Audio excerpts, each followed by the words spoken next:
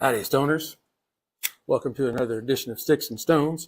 Yes, I have been on like 3 days in a row now, or 3 out of the last 4, something like that. Hey, the kids are on spring break. Mrs. Sticks and Stones is a teacher, so she's off. So I just said, what the hell, I'm going to take off too. So they're at a dentist appointment. I'm going to smoke a cigar and have a drink. So what am I bringing today? I am pairing a Romeo and Julieta 1875 Nicaragua with Tullabarton 12-year-old Highland single malt Scotch. It's going to be a great matchup, so stick around. You won't want to miss a thing. Trust me. Now, I got my notes here. We're going to do the drink first. I try to do that because I don't want any of the smoke to interfere with the what I tell you about the spirit. You know, I want to make sure I get everything right. So I'm not doing a nosing glass today. I figured, what the hell? I'm going to just go out and sit down. I've actually got a great movie on for you movie buffs, Sergeant York from 1941, about the real Sergeant York from World War I. Anyway, so I got that movie playing. It's pretty good. I don't think there's really been anything kick off yet. March Madness will be like Thursday, Friday, so I may be doing some streaming during that, but we'll see. Anyway, but I am using my beautiful crystal polished and etched glass. I got a 4-pack of those for it's Christmas or birthday from Mrs. Sticks-n-Stonez. She likes to take care of me. Anyway, let's go ahead and uncork our bottle, glass us a little up, and get started.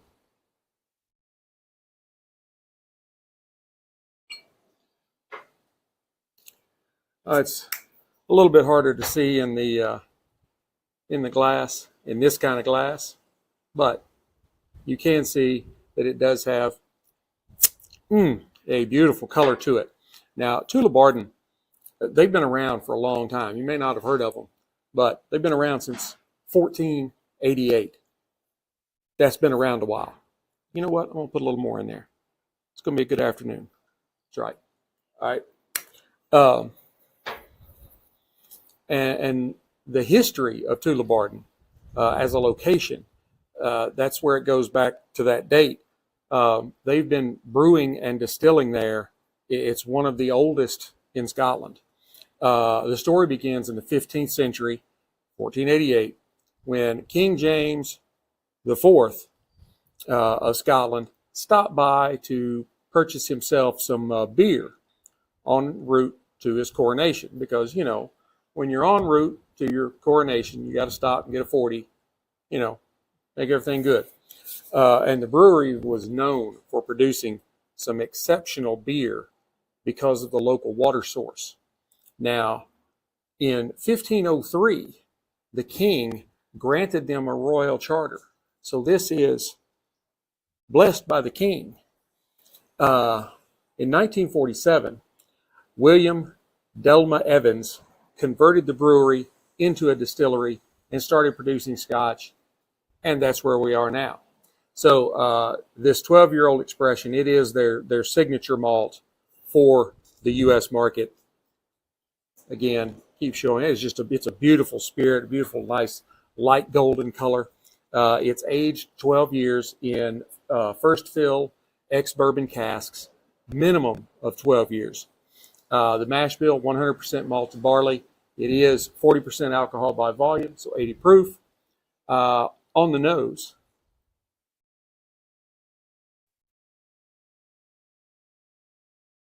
you get some really nice, delicate, and balanced floral notes, along with a little bit of creamy vanilla.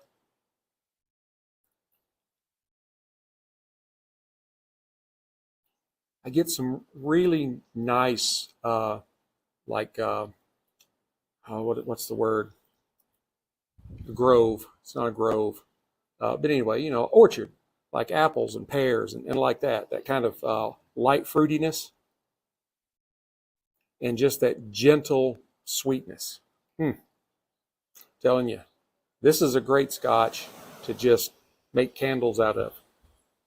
Oh, now on the palate.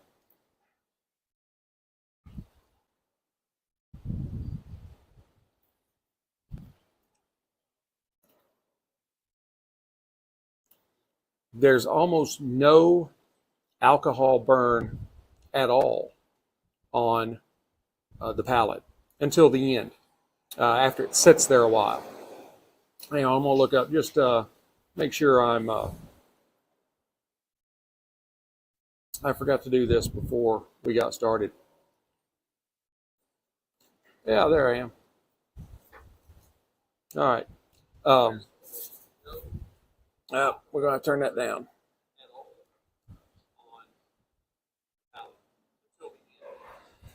Sits there a while. You know, I'm gonna look up just before we got started. Yeah, there I am. All right. So it's gonna take a minute. Now we're gonna turn it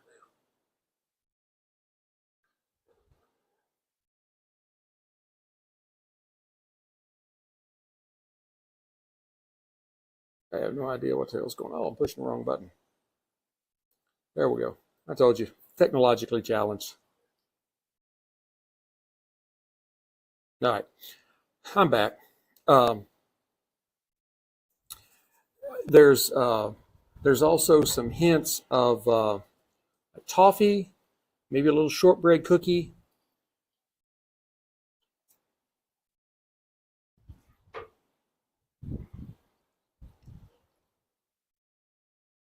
And like a really freshly baked, like lemon meringue pie. You've got that little hint of citrus, and then you've got the kind of the light sweetness from the meringue. I'm telling you, if you haven't heard of Tullabarton, you need to look them up. They make some great whiskey scotches. I've got, I think, 3 bottles. I've got the 12-year-old, I've got a 15-year-old, and then I've got, I think, a sherry cask finish. All really, really good. So anyway, we're going to move on now that I got the technical stuff out of the way. So then we're going to go move on to our cigar. The Romeo and Julieta 1875 Nicaragua. Now, this is a 6x50 on the ring gauge, so like Robusto Extra. Robusto's 5.5 by 50. This is 6x50. It's a little bit bigger. It's not a Gordo, though. Gordo would be 6x60. We're not there. But visually, it's a really beautiful stick.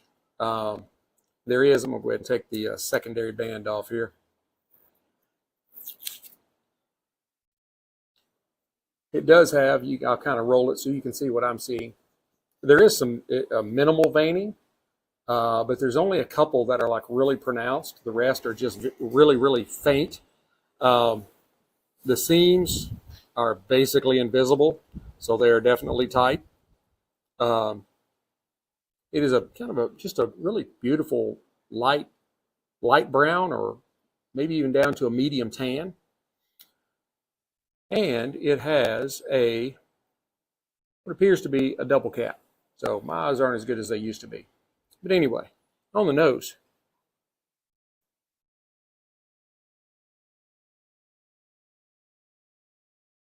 you get a really nice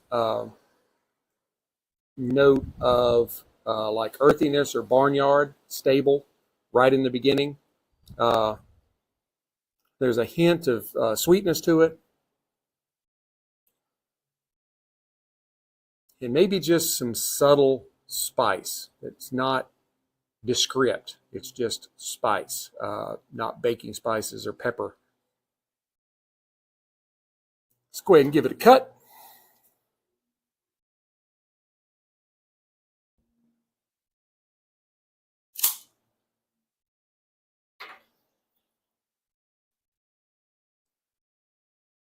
V-cut, my typical cut.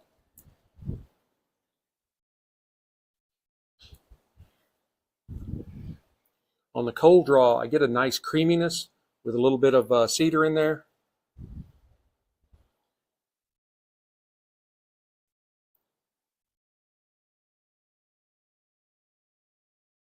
And maybe just a hint of like roasted nuts. Yeah, it's simple, but it it's got a great draw to it. It draws really easy, and it's got some nice flavors on the cold draw. Let's go ahead and fire it up.